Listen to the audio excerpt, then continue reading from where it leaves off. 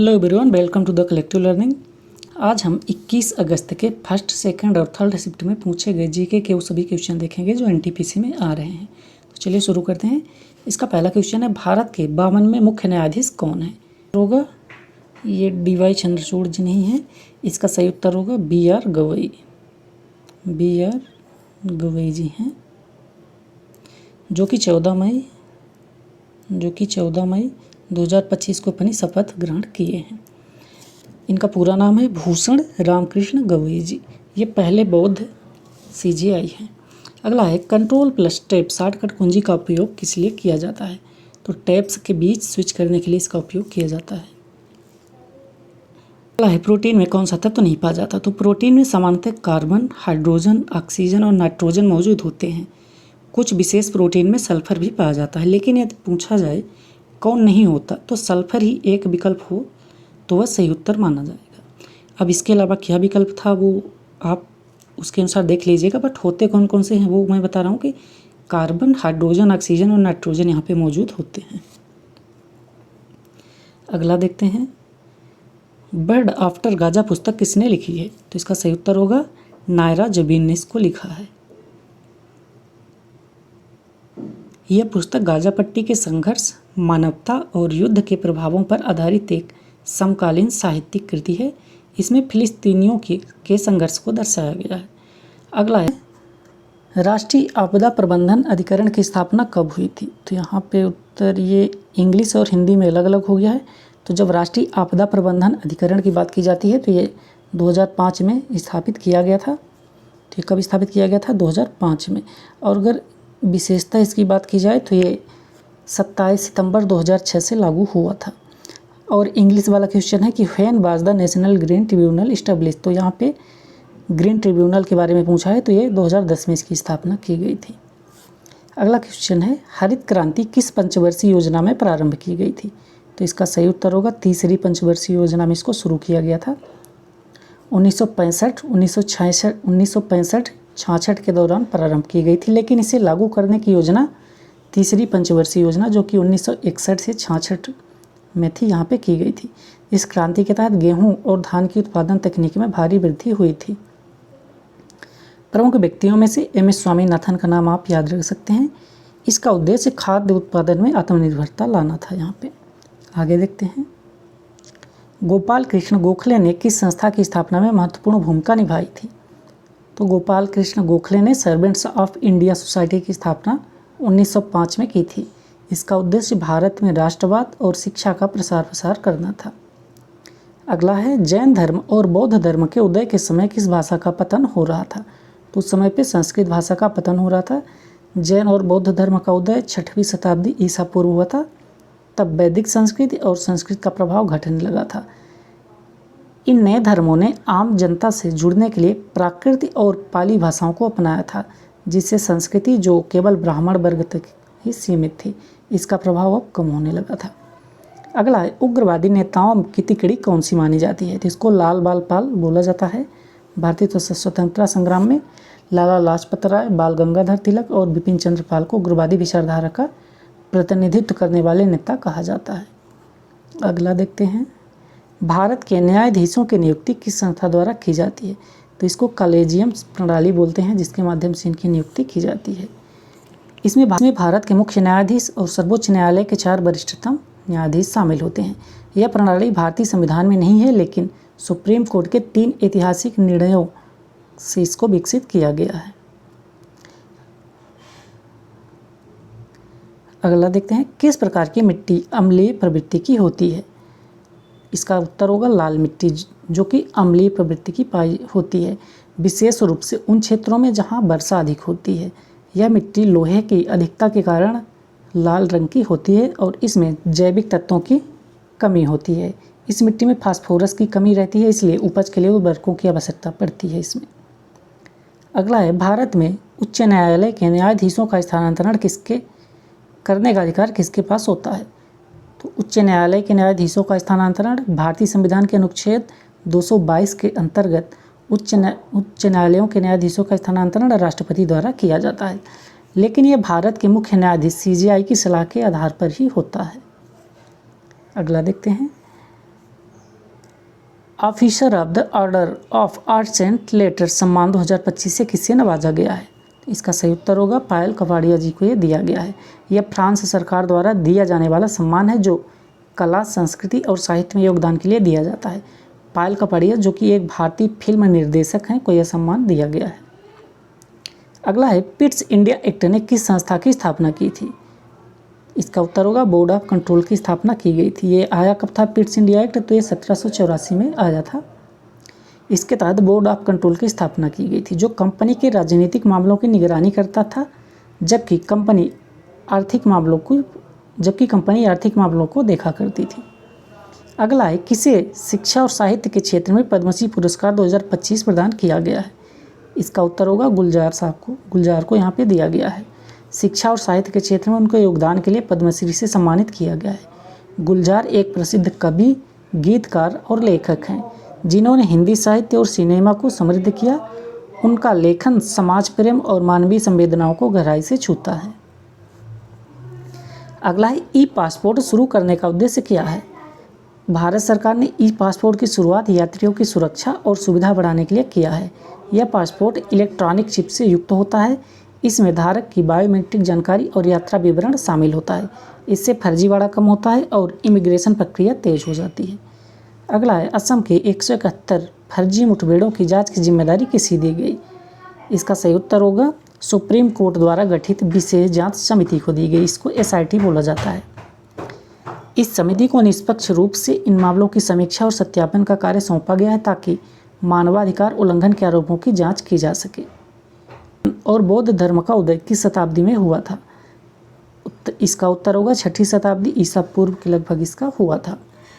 यह समय महाजनपद काल का था जब समाज में ब्राह्मणवाद से असंतोष बढ़ रहा था। आम जनता सरल और नैतिक जीवन की ओर आकर्षित हो रही थी, जिसके कारण महावीर और गौतम बुद्ध के सिद्धांत लोकप्रिय हुए थे। अगला देखते हैं यक्षगान कहाँ का लोक नृत्य है? इसका सही उत्तर होगा ये कर्नाटक से संबंधित है। अगला क्वेश्चन है बुरहान उल मुल्क की नियुक्ति कब हुई थी? तो इसका उत्तर होगा 1722 में इसकी स्थापना की गई थी। 1722 में की गई थी। मुगल सम्राट मोहम्मद शाह ने किया था। 2001 क्वेश्चन और पूछा गया था कि अप्सादी शैलों से किस पर्वत का निर्माण हुआ है? तो उसका सही उत्तर क्या होगा? अप्सरा रेंजेस जो हैं उनका निर्माण हुआ है अप्सादी चट्टानों से या फिर अप्सादी शैलों से। अगला देखते हैं नोमैडिक एलिफेंट एक्सरसाइज 2025 कहाँ आयोजित की गई? इसका सही उत्तर होगा ये मंगोलिया में आयोजित की गई। ये भारत और मंगोलिया के बीच होने वाला संयुक्त सैन्य अभ्यास है। इसका आयोजन 2025 में मंगोलिया में हुआ है। इन एक्सरसाइज का उद्देश्य दोनों देशों की सेनाओं के बीच आपसी तालमेल, आतंकवाद विरोधी रणनीति और रक्षा सहयोग को मजबूत करना है। अगला है फूलों वाली बौछार केरल में किस खेती से संबंधित है? इसका उत्तर होगा नीम के फूल की खेती से।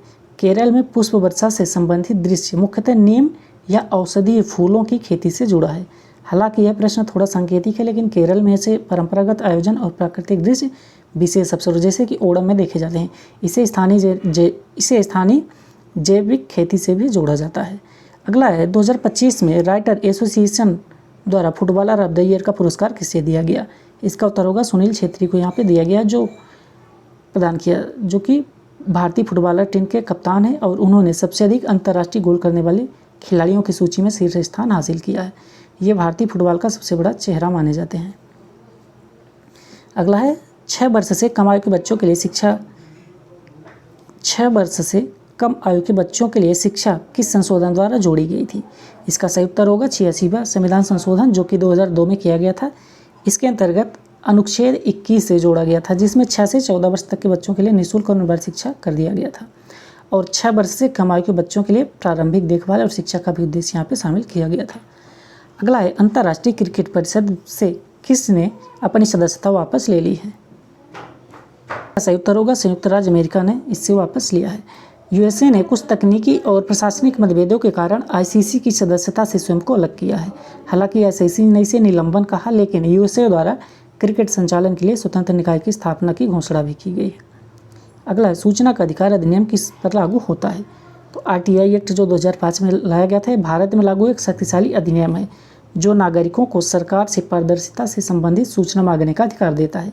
यह अधिनियम सभी सार्वजनिक प्रकरणों यानी पब्लिक अथॉरिटीज़ पर लागू होता है, जैसे कि सरकारी विभाग, सार्वजनिक उपक्रम, स्थानीय निकाय, स्कूल, कॉलेज और कोई भी संस्था जो सरकारी फंड से चलती हो। अगला है, हरित क्रांति से किस फसल को सर्वाधिक प्रभाव पड़ा था? इसका सही उत्तर क्या होगा? गेहूं और धान को। तो आपके ऑप्शन में क्या थे? अगर गेहूं बचता तो उसका आंसर गेहूं होगा। 1960 के दशक में ये भारत में अपनाया गया था, जिसका मुख्य उद्देश्य खाद्यान्न उत्पादन बढ़ाना था। इस क्रांति के तहत हाई यील्ड वैरायटी बीज, सिंचाई सुविधा, रासायनिक खाद का उपयोग किया गया। इसका सबसे अधिक प्रभाव गेहूं की फसल पर पड़ा, जिससे पंजाब, हरियाणा, पश्चिमी उत्तर प्रदेश में पैदावार में कई गुना वृद्धि हुई थी। अगला है, पायल कपाड़िया को फ्रांस द्वारा दिया गया सम्मान कौन सा है? इसका उत्तर होगा भारतीय। ये हैं कौन? तो ये भारतीय फिल्म निर्माता हैं पायल कपाड़िया, जो कि 2025 में फ्रांस सरकार ने order of arts and letters से इनको सम्मानित किया है। अगला है, सूचना और साहित्य के क्षेत्र में पद्मश्री पुरस्कार 2025 किसे मिला? तो इसका सही उत्तर क्या होगा? गुलजार जी को यहाँ पे मिला है। आगे देखते हैं, ये अगले चैप्टर का है, तो इसके क्वेश्चन देखते हैं। समवर्ती सूची में शिक्षा को किस संविधान संशोधन द्वारा जोड़ा गया था? तो इसका सही उत्तर होगा जो 42वां संविधान संशोधन अधिनियम 1976 में लाया गया था, इसके माध्यम से इसे समवर्ती सूची में जोड़ा गया। इसका मतलब यह है कि अब इसमें केंद्र और राज्य दोनों सरकारें शिक्षा से संबंधित कानून बना सकती हैं। अगला क्वेश्चन है, भारतीय सिविल सेवा को संवैधानिक दर्जा कब प्राप्त हुआ? तो इसका सही उत्तर क्या होगा? 26 जनवरी 1950 को भारतीय सिविल सेवा को संवैधानिक दर्जा प्राप्त हुआ था। संविधान के भाग 14 में ऑल इंडिया सर्विसेज का उल्लेख किया गया है। अगला है, कौन सी गैस अम्लीय वर्षा के लिए उत्तरदायी होती है? इसका सही उत्तर क्या होगा? SO2 यानी कि सल्फर डाइऑक्साइड इसके लिए उत्तरदायी होती है। या फिर इसके अलावा एक और गैस होती है जिसको नाइट्रोजन ऑक्साइड बोलते हैं, NOx, इसके कारण भी होता है। तो अब आपके ऑप्शन में क्या था उसके अनुसार आप लगा सकते हैं, या तो सल्फर डाइऑक्साइड होगा या फिर नाइट्रोजन ऑक्साइड होगा। इसे वायुमंडल में पानी में मिलकर तेजाब बनाती हैं, जो बारिश के साथ धरती पर गिरती है। यह वर्षा पर्यावरण, मिट्टी और जल स्रोतों को नुकसान पहुंचाती है। अगला है, राज्यों का भाषाई आधार पर गठन किस वर्ष किया गया था? तो इसका सही उत्तर होगा 1956 में किया गया था। इसके लिए केंद्र सरकार ने राज्य पुनर्गठन आयोग, स्टेट रीऑर्गेनाइजेशन कमीशन की स्थापना की थी, जिसकी सिफारिशों पर भाषाई आधार पर राज्यों की सीमाएं तय की गई थी। सबसे पहले भाषाई आधार पर कौन सा राज्य बना था? तो आंध्र प्रदेश था। अगला है, किस चार्टर अधिनियम से पहले भारतीयों की शिक्षा के लिए 1 लाख रुपए स्वीकृत किए गए थे? तो इसका सही उत्तर क्या होगा? 1 लाख रुपए की स्वीकृति 1813 के चार्टर अधिनियम में पहली बार भारतीयों की शिक्षा के लिए 1 लाख की राशि निर्धारित की गई थी। तो अगर क्वेश्चन ये आया था कि किस अधिनियम से पहले, तो मान लीजिए कि अगर 1833 है, तो यानी कि 1833 से पहले लाया गया था। लाया कब गया था? तो 1813 में लाया गया था। अगला क्वेश्चन है, स्वतंत्रता के समय भारत की कितने प्रतिशत जनसंख्या कृषि पर निर्भर थी?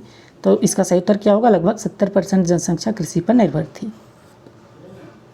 अगला है, भारत के चुनाव आयुक्त बनने की क्या क्या शर्तें होती हैं? तो यहाँ पे क्वेश्चन शायद ये पूछा था कि कौन सी शर्त यहाँ पे नहीं होती, तो मैं ये बता रहा हूँ कि कौन सी शर्तें होती हैं, उसके अलावा अगर कुछ बच रहा है तो नहीं होगा। तो यहाँ पे क्या होता है कि राष्ट्रपति की नियुक्ति और अनुभव आधारित यहाँ पे देखा जाता है। राष्ट्रपति द्वारा नियुक्ति किया जाता है, उसकी कोई स्पष्ट योग्यता नहीं दी गई है संविधान में, लेकिन यह अपेक्षित होता है कि उन्हें सार्वजनिक प्रशासन, कानून या शासन का अच्छा अनुभव हो। सेवा शर्तें राष्ट्रपति द्वारा निर्धारित की जाती हैं। अगला है, भारतीय संविधान का कौन सा अनुच्छेद सुप्रीम कोर्ट के मूल क्षेत्राधिकार को परिभाषित करता है? इसका सही उत्तर होगा 131। अनुच्छेद 131 के तहत सुप्रीम कोर्ट को मूल क्षेत्राधिकार, ओरिजिनल ज्यूरिडिक्शन प्राप्त है, जहां वह राज्यों के बीच या राज्य और केंद्र सरकार के बीच विवादों की सुनवाई सीधे कर सकता है। अगला है, ASCII का फुल फॉर्म क्या होता है? तो इसका सही आंसर क्या होगा? American standard code for information interchange होता है। यह एक कोडिंग प्रणाली है जिसमें प्रत्येक अक्षर, संख्या और प्रतीक को एक विशिष्ट बाइनरी कोड दिया गया है। इससे कंप्यूटर भाषा को समझ सकते हैं। अगला है, पाकिस्तान का कौन सा प्रांत विवादों में रहता है? तो इसका उत्तर होगा बलूचिस्तान, जो कि काफ़ी ज़्यादा विवादित जगह है। अगला है, दिल्ली में किस पार्टी की सरकार है? तो दिल्ली में बीजेपी की सरकार है, जो कि 48 सीटों के साथ बहुमत के साथ सरकार बनाई हुई है। अगला है, हड़प्पा सभ्यता की कांस्य प्रतिमा किसकी है? इसका सही उत्तर होगा नृत्य करती हुई युवती, डांसिंग गर्ल इसको बोलते हैं। यह मूर्ति मोहनजोदड़ो से प्राप्त हुई थी और यह उस काल की धातु कला, सौंदर्य बोध और कला कौशल को दर्शाती है। अगला है EFIR पहल किसने शुरू की है? इसका सही उत्तर होगा दिल्ली पुलिस ने इसको शुरू की है, ताकि छोटे अपराधों की ऑनलाइन रिपोर्टिंग की सुविधा आम जनता को मिल सके। इससे थाने में जाने की आवश्यकता नहीं पड़ती और प्रक्रिया पारदर्शी बनती है। अगला है अजंता और एलोरा गुफाओं की कुल संख्या कितनी है? तो अब आपके क्वेश्चन में किया था, या तो अजंता पूछा था या एलोरा या फिर दोनों। तो यहाँ पे देखिए दोनों में मिलाकर बात करें तो टोटल 64 गुफाएं हैं। अजंता में 29 और एलोरा में 35। अजंता गुफाएं महाराष्ट्र में स्थित हैं, जिनकी संख्या 29 है और ये बौद्ध धर्म से संबंधित हैं। एलोरा गुफाएं भी महाराष्ट्र में स्थित हैं, जिनकी संख्या 35 है। इनमें बौद्ध, हिंदू और जैन धर्म की कारीगरी देखने को मिलती है। कुल मिलाकर दोनों की संख्या की बात करें तो 64 गुफाएं हैं। अगला है पश्चिमी घाट और पूर्वी घाट किसकी सीमा बनाते हैं? इसका सही उत्तर क्या होगा? दक्कन का पठार। तो पश्चिमी घाट और पूर्वी घाट दोनों मिलकर दक्कन के पठार की सीमा निर्धारित करते हैं। यह पठार भारत के दक्षिण भाग में फैला है और प्राचीन ज्वालामुखी गतिविधियों से बना है।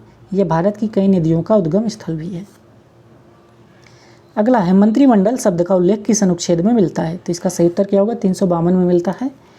कैबिनेट शब्द का उल्लेख अनुच्छेद 352 में किया गया है विशेष रूप से, जबकि मंत्रिपरिषद की अगर बात की जाए तो मंत्रिमंडल या मंत्रिपरिषद का उल्लेख कहीं पे नहीं किया गया है।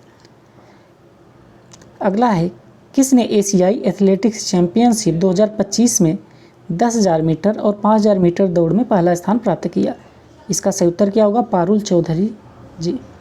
पारुल चौधरी ने 2025 में 5,000 मीटर और 10,000 मीटर और 10,000 मीटर दौड़ दोनों में स्वर्ण पदक इन्होंने जीता है।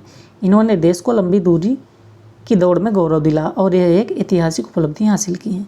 अगला है जल में घुलनशील विटामिन कौन सा है? तो जो भी आपके ऑप्शन रहे उसके अनुसार आप लगा सकते हैं। विटामिन बी और सी जो होते हैं वो जल में घुलनशील होते हैं। इसके अलावा बाकी जो बचते हैं वो सभी वसा में घुलते हैं। अगला देखते हैं 2025 में गुड फ्राइडे कब मनाया गया था? इसका सही उत्तर होगा 18 अप्रैल 2025 को यह मनाया गया था। यह पर्व ईस्टर से ठीक पहले शुक्रवार को मनाया जाता है। अगला है किस वंश के राजाओं ने ब्राह्मणों को भूमि अनुदान दी थी? इसका सही उत्तर क्या होगा? गुप्त वंश ने यहाँ पे दिया था। गुप्त वंश के राजाओं ने ब्राह्मणों को काफ़ी ज़्यादा भूमि दी थी। किस लिए? शिक्षा, संस्कृति और धर्म के प्रचार हेतु बड़े पैमाने पर भूमि अनुदान दिए थे। प्रक्रिया को अग्रहार प्रणाली बोला जाता था। तो ये भी याद रखिएगा, ये भी एग्जाम में पूछा जा सकता है कि ये प्रणाली क्या बोली जाती थी, तो इसको अग्रहार बोला जाता था। अगला है शेर शाह सूरी की तरह मुगल शासकों ने भी अपने साम्राज्य को किन भागों में बांटा था? तो इसका सरकार, परगना, गांव, इस तरह से इन्होंने बांटा था। अब आपके क्वेश्चन में क्या था उसके अनुसार आप सही आंसर देख सकते हैं। सूबा जो कि प्रांत होता था, सरकार जो कि जिला होता था, परगना जो कि उपजिला होता था और उसके बाद गांव होता था। इस प्रणाली ने प्रशासनिक नियंत्रण और कर संग्रहण को सुसंगठित किया था। अगला है 1954 में बना परमाणु ऊर्जा प्रतिष्ठान का नाम क्या है? तो इसको ट्राम्बे परमाणु ऊर्जा प्रतिष्ठान बोला जाता है। तो 54 में ट्राम्बे जो कि महाराष्ट्र में है परमाणु ऊर्जा प्रतिष्ठान की स्थापना की थी। इसका उद्देश्य अनुसंधान और परमाणु ऊर्जा विकास करना था। बाद में इसका नाम बदलकर भाभा परमाणु अनुसंधान केंद्र यानी बार्क रखा गया। अगला है इसरो ने चंद्रयान 3 की सफलता के बाद चंद्रमा के लिए कौन सी योजना बनाई और वह किससे संबंधित है? इसका सही उत्तर होगा लूनर पोलर एक्सप्लोरेशन मिशन, जो कि जापान के साथ मिलकर बनाया गया है और यह मिशन 2026 से 28 के बीच लॉन्च किया जा सकता है। इसमें भारत का लैंडर और जापान का रोवर होगा। थर्ड शिफ्ट के देखते हैं। तो इसका पहला है पीसीबी का फुल फॉर्म क्या होता है? तो इसका सही उत्तर क्या होगा?